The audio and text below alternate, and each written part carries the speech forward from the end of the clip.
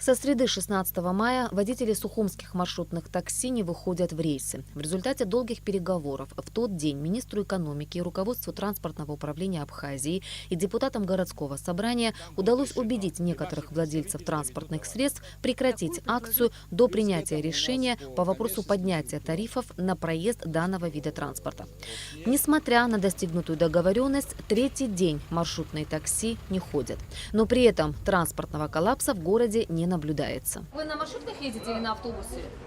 А нам троллейбус хватит. Троллейбус вовремя Не надо, пусть если дадут, чтобы прошел, когда люди ездят. Когда освобождается, только отпускают троллейбус. А пустой едет, пустой приедет. Все нормально, если сделали бы, все было бы прекрасно. То есть особой нужды в маршрутках нет, вы считаете? Вам Нету, достаточно? потому что у нас пенсии большие же, 500 рублей имеем. Нам очень устраивает троллейбус, если вовремя дают им маршрут. Кому-то 20 рублей может быть легко, но кому-то двое-трое вот по утрам едут. Это очень тяжело, конечно. Доходы в Абхазии не очень большие, поэтому можно поднять на 5 рублей.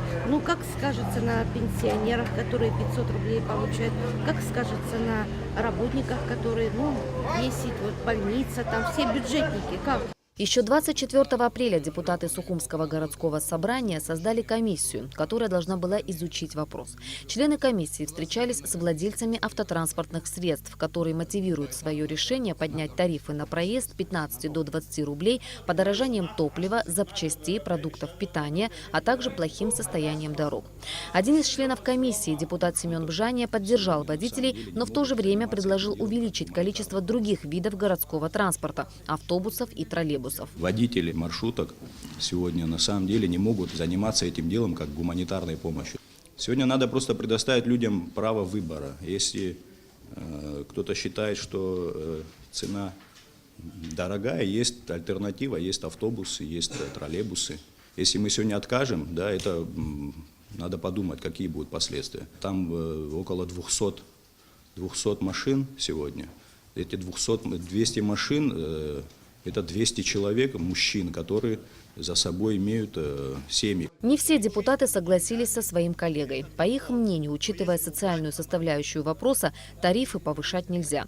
При этом владельцам автотранспортных средств были предложены несколько вариантов выхода из сложившейся ситуации. Есть у нас категория граждан, это студенты, пенсионеры, инвалиды. Если для них цена останется прежней, то я готов поддержать поднятие цены, а для данной категории граждан оставить цену 15 рублей. Мы говорили о том, что будет поставляться топливо по заниженной цене. Я думаю, это тоже можно оставить в силе, это тоже будет выгодное какое-то предложение. Сегодня мнение Министерства экономики и Управления транспорта.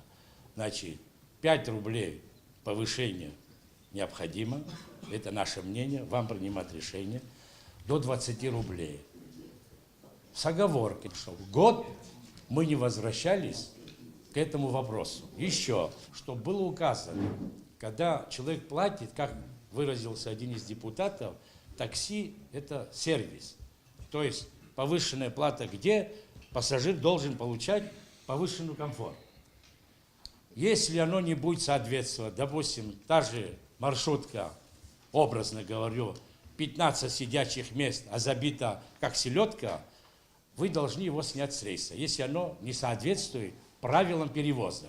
Далее обсуждение проходило без участия журналистов. Похоже, что депутатам городского собрания и руководству Сухумского АТП так и не удалось прийти к единому решению, так как в итоге депутаты проголосовали против повышения тарифов на проезд в столичных маршрутных такси. В голосовании участвовали 19 депутатов, 12 против повышения тарифов, 5 проголосовали за, 2 воздержались. Между тем, некоторые водители все же самовольно подняли цены за проезд до 20 рублей. Другие же пока не собираются выходить в рейсы. Таким образом, вопрос изменения тарифов на проезд в маршрутках остается открытым.